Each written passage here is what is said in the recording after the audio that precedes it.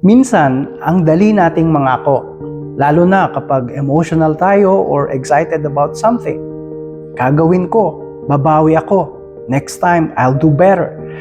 Pero habang lumilipas ang panahon, may mga pangakong nakakalimutan, napapabayaan, or simply hindi natutupad.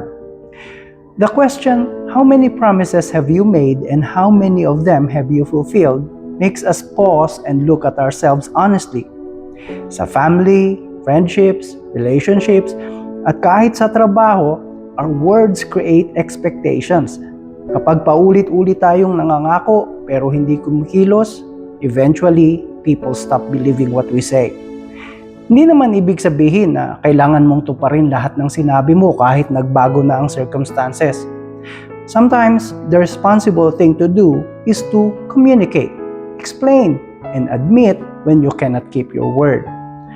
A promise means something because there is action behind it. Kaya, bago magsabi ng, I promise, make sure you understand what you are committing to. Madaling mangako, pero ang tunay na sukatan ay kung tinutupad mo ang sinabi mo. Ayos?